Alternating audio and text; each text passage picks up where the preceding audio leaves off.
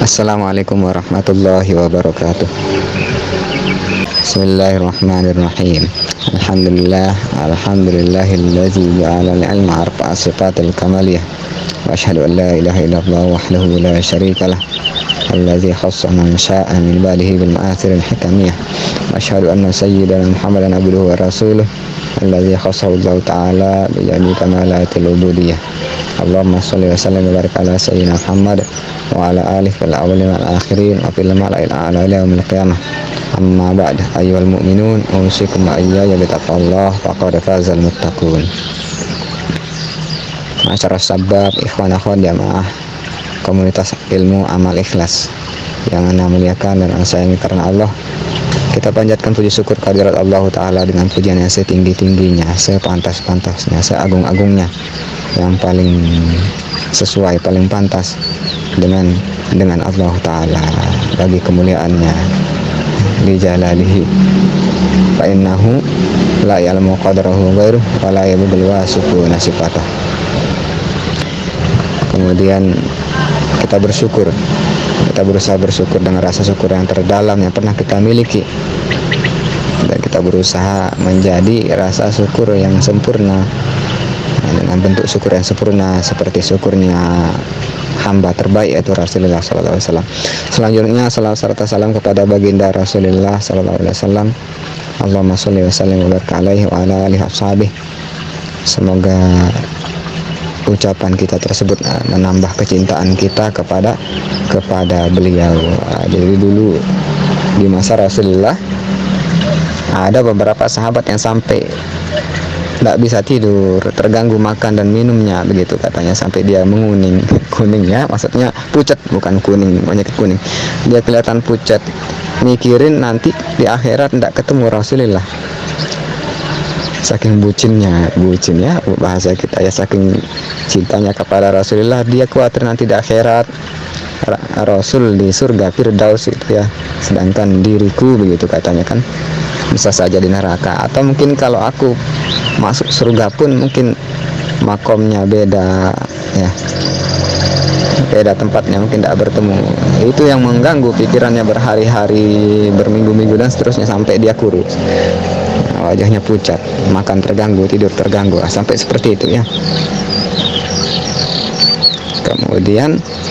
Kemudian disampaikan kepada Nabi Sallallahu Alaihi Wasallam. Anak lupa redaksi kisahnya itu ya. Kemudian Nabi membaca ayat yang menyatakan bahwa orang-orang beriman itu akan bersama para anbiya, as-siddiqin, wasyuhada, wa husna ulaika rafiqa. Itu ayat apa ya? Ingatan anak enggak sekuat wah ya Ustaz tadi Hidayat. Khair. Itu yang dibaca oleh Rasulullah sallallahu alaihi wasallam. Dalam hadis lain, almar'u ma'aman ahabba. Jadi cinta itulah, enggak usah mikir amal soleh ya. Maksudnya bukan itu yang pertama. Jadi amal soleh itu dari Allah Ta'ala, kita berharap, tapi cinta itu yang bisa jadi dari Allah juga memang, cuman dengan itu yang kita mudah. Kita temukan saja rasa cinta itu, nanti semoga Allah mendekatkan kita dengan beliau, membersamai beliau. Banyak caranya ya, salah satu dengan kita menjadi kafilul yatim, pengasuh anak yatim. Kahata ini kata Nabi kan seperti jari telunjuk dan jari tengah berdekatan. Salah satu caranya.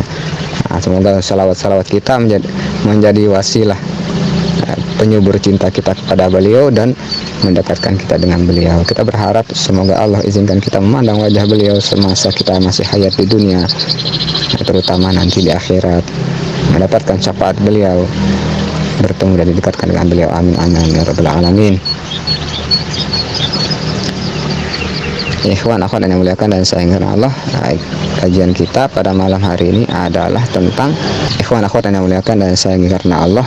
Jadi di surat Al-Mu'minun Allah menyebutkan di situ kan bahwa ciri-ciri orang beriman salah satunya adalah dia meninggalkan dosa-dosa besar kecuali illal lamam, katanya di situ.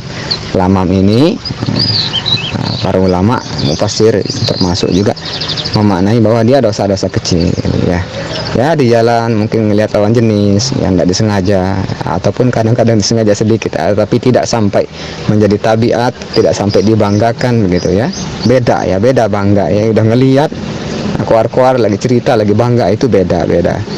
Tapi kalau kena sekadar dorongan nafsu, ini kemarin kajian kita ini luar biasa ya. Al-Hafiz Ibnu Hajar, kajian kita kalau kita perhatikan di kitab Nasail Ibad ini ya, yang mana yang sumbernya dari kitab Al-Munabbihat dari Al-Hafiz Ibnu Hajar, beliau menyusun tema tersebut ya, makalah tersebut itu saling mengisi satu dengan lainnya. Kita udah bahas tentang dosa yang datang dari nafsu dan dosa yang datang dari kesombongan. Nah, dosa juga orang yang bagaimana ibrah tentang orang yang berbuat dosa dalam keadaan tertawa. Jadi pada intinya Allah itu nggak suka seorang yang berdosa kemudian dia sombong dengan dosa tersebut, bangga pula tertawa, itu yang nggak boleh. Maka kalau udah seperti itu bukan al-lamam lagi namanya ya. Namanya al-lamam itu dia cenderung ke dorongan nafsu, atau ya terpaksa lah ngelakuinnya seperti itu ya. Tapi di sini beliau juga ngasih makalah lagi tentang dosa-dosa kecil yang kalau terus-menerus dilakukan, diremehkan ya. Pada intinya al-lamam itu sesuatu yang wajar. Kalau Gus Bah cerita itu ya justru santri itu tahu ya. Nah, itu kan nanti hilang sama wudhu Gus katanya. Dosa-dosa kecil semacam al-lamam itu nanti ketika sholat berguguran lah dia gitu ya. Nah, tapi tentu jangan diremehkan, jangan terus menerus. Nanti dia akan menggunung. Ibarat gunung dari jauh kelihatan besar, kekar, seolah itu terbuat dari batu. Kalau kita datang ke sana ya terbuat dari tanah juga, pasir. Ya, ibarat gitu juga gunung dosa-dosa kita ya, kalau terus menerus nanti dia menggunung pula. Baik, itu tema kita pada malam hari ini ya.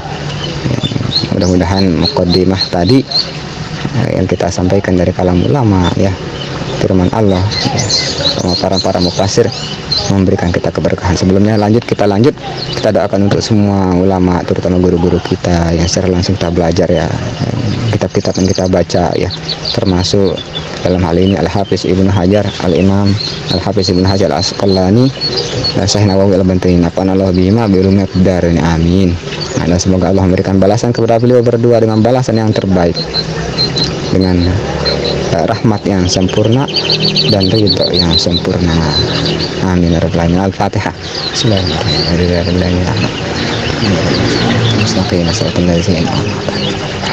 Amin. Bismillahirrahmanirrahim. Qala al-muallif rahimahullah tabaraka wa ta'ala wa nafa'ana wal muslimin bihi wa ulumi fid dharain, amin. Wal maqalatul hadiyatu asyar. Maqalah ke-11, an ba'dil hukama, dari sebagian hukama, ahlul hikmah. Hukama aja kita bilang ya. Khair. Soalnya kalau kita sebut ahlul hikmah nanti cenderung ke orang yang menguasai ilmu kebal dan semacamnya, itu kan persepsi kita kayak gitu ya, ilmu hikmah. Khair. Al-hukama udah dijelasin dulu ya. Ajalisul kubaro, ajalisul ulama wal hukama wal kubaro, dan ketiga itu ya. Kita disuruh bergaul dengan ulama, hukama dan kubaro. Ulama dia secara definitif identik dengan ahlul fatwa, ahli orang ulama ahlul fatwa yang memberikan fatwa syariah. Kalau hukama dia cenderung kepada ulama tasawuf yang memahami hikmah kehidupan, hikmah dalam agama. Nah, sedangkan kubaro ini gabungan dari kedua itu. Nah, banyak ya contohnya, seperti Maulana Syekh Zainuddin Abdul Majid, guru besar kami, termasuk Hadratus Syekh Kiai Haji Hasyim Asy'ari termasuk juga. Nah, banyak ya, kebanyakan para ulama besar di Indonesia itu kubaro termasuk dia. Karena mereka juga memahami syariat, juga termasuk hikmah. Syekh Nawawi terutama kalau kita ke lebih tinggi sanadnya nih, Syekh Nawawi beliau seorang hukama juga kubaro termasuk ya, seorang ahlul fatwa sekaligus ahlul hikmah, itu kubaro. Nah, di sini an ba'dil hukama, nasihat dari sebagian hukama. Apa kalam beliau? Ai al-auliya. Nah, bener kan? Khair, bener kan? Alafu bukan membenarkan diri sendiri, enggak, maksudnya begini. Ai al-auliya, mereka adalah para aulia ya. Jadi memang ranah kewalian itu dia ditapaki melalui jalan tasawuf syariat. Nah, itu kalau kita ibaratkan ulama ahlul fatwa itu kan menjaga syariat, menjaga zahir dari umat ini. Kemudian di satu sisi ada yang membimbing umat secara ruhani. Itulah alul hikmah, para hukama ya, para mursyid lah gitu ya. Dan kebanyakan mereka kalau udah tinggi makomnya itu menjadi aulia, para wali. Jadilah mereka al-wali, al-aulia ya, para wali begitu. Nah, yang kubaro ini yang luar biasa ya. Nah, jadi beliau di sini menegaskan Syekh Nawawi ai al-aulia. Nah, jadi an ba'dil aulia, dari sebagian atau seorang waliullah. Apa kata beliau? La tahqiru dzunubas siqor. Jangan kau remehkan, jangan kau gampangkan az-dzunubas siqor, dosa-dosa kecil. Nah, jadi jangan digampangkan. Hai la tu'adduha sigoron. Ini kalau kalam ahlul hikmah, kalau hukama kan namanya dosa itu walaupun kecil ya tetap berdosa sama yang maha besar gitu. Jadi sebenarnya tidak ada namanya dosa kecil. Ini udah makomnya mahabbah tinggi ya. Ini memang kitab berat sebenarnya ini ya. Tapi gimana ya, mau nggak mau kita menyampaikan sambil kami mengamalkan. Belum tentu kami yang menyampaikan ini bisa mengamalkan, karena sebenarnya kalau fikih itu kita sampaikan itu dia lebih jelimet tafsirnya. Rincian fikih itu jelimet tapi gampang ngamalkannya karena dia secara zahir.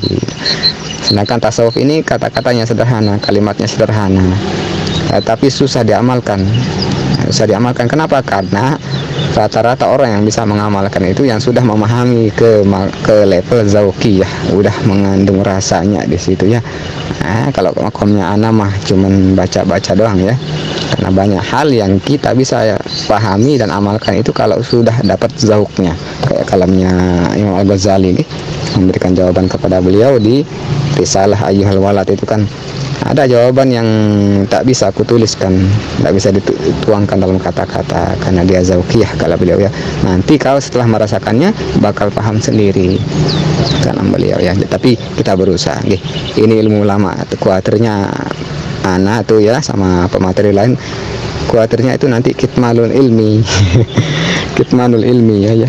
Mau nyampaikan kayak sok bisa ngamalin tapi tidak disampaikan juga nanti menyembunyikan ilmu. Nah, di tengah zaman kayak gini ya, daripada yang banyak di internet itu goyang-goyang TikTok ya, kita saingilah goyang-goyang TikTok itu dengan kajian-kajian akhir. Ikhwan akhwat ana muliakan dan ana sayangi karena Allah. Nah, kenapa beliau ngingetin kita supaya jangan kita ngitung dosa itu kecil. Jadi jangan remehin gitu ya. Apa kata beliau? Fa innaha tatasa'abu minhu al-dzunubul kibar. Karena sesungguhnya dosa-dosa kecil itu tatasa'abu minha, terbentuk darinya, terkumpul darinya al-dzunubul kibar, dosa-dosa besar. Tatasa'abu itu sebenarnya dia berkaitan dengan cabang atau pecahan. Ibarat sebuah batu besar kita pecah. Nah, yang kecil-kecil itu namanya syubun, cabang, percabangan.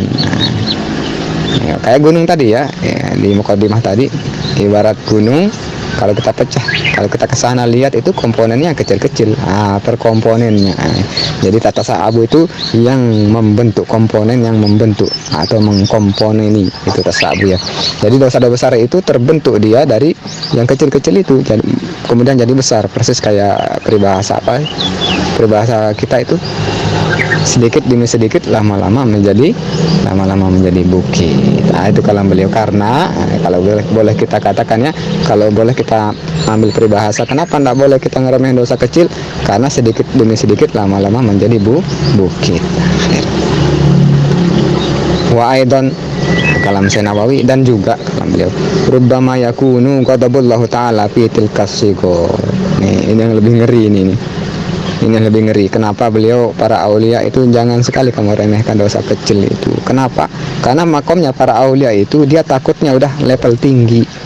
Ibarat orang yang sudah bucin banget sama seorang kekasih, dia takut dijauhin, takut dicuekin, takut bahkan kalau udah lama nggak diuji itu mereka khawatir ini sebenarnya Allah masih ingat saya nggak sih gitu. Itu makomnya para aulia, nangisnya mereka karena itu. Nah, itu tiga tangisan seorang hamba itu kan udah kita bahas dulu ya. Nah, makom yang pertama itu kan dia menangis karena takut dihukum, takut diazab, takut dipukul lah, itu yang terendah.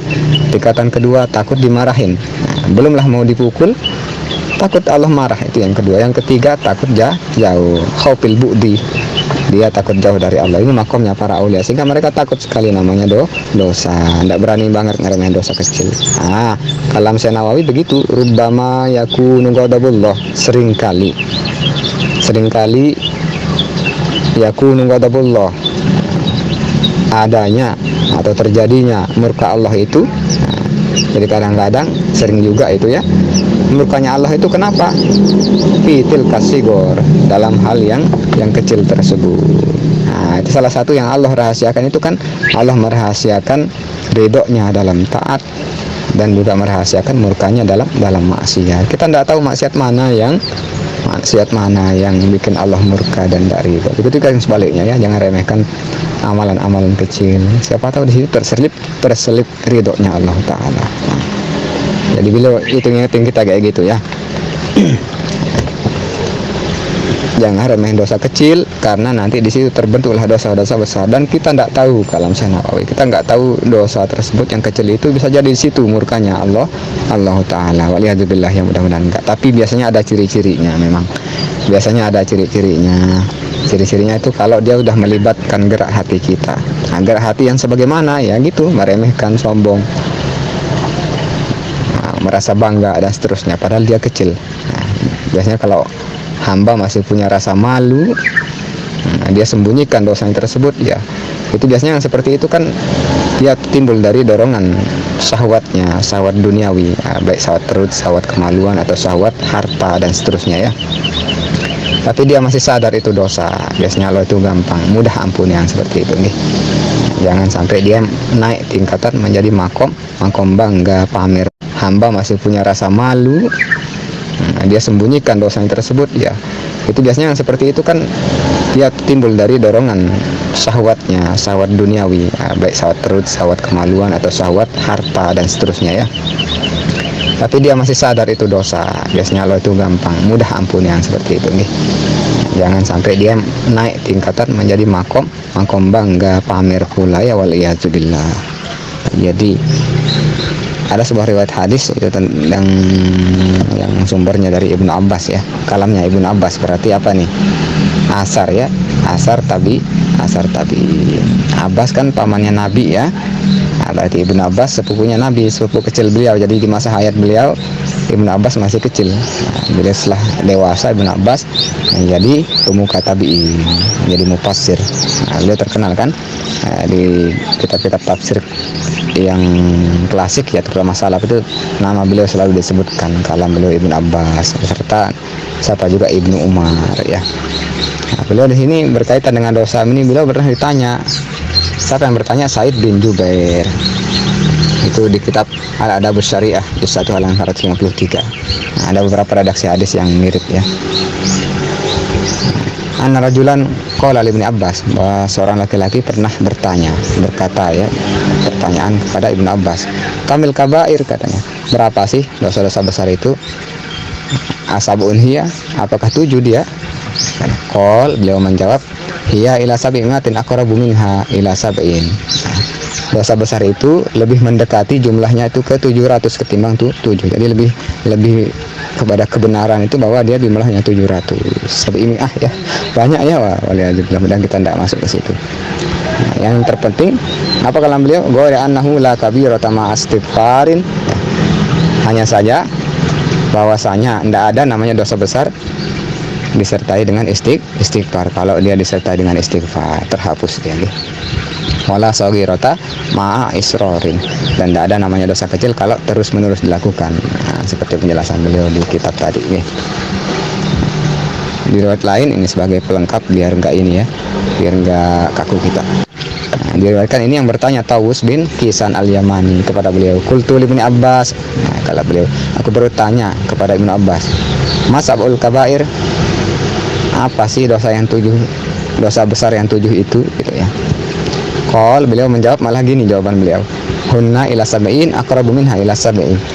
Dia itu dosa besar itu lebih mendekati ke 70 ketimbang 7. Jadi yang benar itu 70, kata beliau ya. Itu di kitab Umdatut Tafsir di 1 halaman 493. Kemudian apa kata beliau? Di redaksi lain ya, masih dari Tawus bin Kisan al-Yamani, Kila Ibnu Abbas, dikatakan kepada Ibnu Abbas, al-kabair sabun, dosa besar itu 7. Qala, beliau mengatakan, hiya ila sab'in aqrabu. Nah, ini penguat yang pertama ya. Cuman bedanya beda. Dia di kitab Takhsir Syarh Sunnah. Tapi cukup yang 2 tadi ya, referensi yang kedua. Kalau tadi kalamnya yang disampaikan oleh Al-Hafidz Imam Bajari itu kan sumbernya udah jelas ya, kitab Nasoihul Ibad. Jadi mudah-mudahan, jadi pada intinya beliau mengatakan, jadi kalau kita sering dengar kan la yasal kabir ma'al istighfar wa laysa shagir ma'al istimrar, itu kami telusuri, tidak ada redaksi hadis yang mengatakan seperti itu. Yang benar adalah ada asar tabi'in, yaitu Ibnu Abbas. Beliau termasuk sahabat sebenarnya, sahabat kecil. Cuman di waktu beliau kecil itu beliau tidak langsung terlibat seperti sahabat-sahabat besar lainnya karena masih kecil ya. Yang benar adalah kalam beliau la saghirata ma'astighfarin wala la kabirata alafu la kabirata ma'astighfarin wala saghirata ma'a israrin. Ikhwan akhwat yang dimuliakan Allah, semoga Allah memberikan kita keberkahan. Barakallahu lana fima ta'allamna hadhihi lailah, amin ya rabbal alamin. Ikhwan akhwat yang dimuliakan dan sayangkan Allah, demikian kajian kita pada malam hari ini. Ilmu minallahi ta'ala, kami hanya wasilah. Allahumma ftah alaina futhal arifin wa faqihna fid din. Allahumma ya muyassir yassir, mudabbir dabbir, ya musahil sahil alaina kull asir, bijahil bashir nazir. Rabbi zidna ilma, rabbi zidna ilma, rabbi zidna ilma. Allahumma fahimna ilma syariati wa tariqati wal haqiqah, wastamilna biha bihaqqi sayyidina Muhammadin sallallahu alaihi wasallam. Allahumma astur uyuba masyayikhina anna wa la tuhib barakata ilmihim minna. Subhanakallah wa bihamdik, asyhadu an la ilaha illa anta, astaghfiruka wa atubu ilaik. Wa Allahumma fiqal hadi ila sabilir rasyad. Assalamualaikum warahmatullahi wabarakatuh.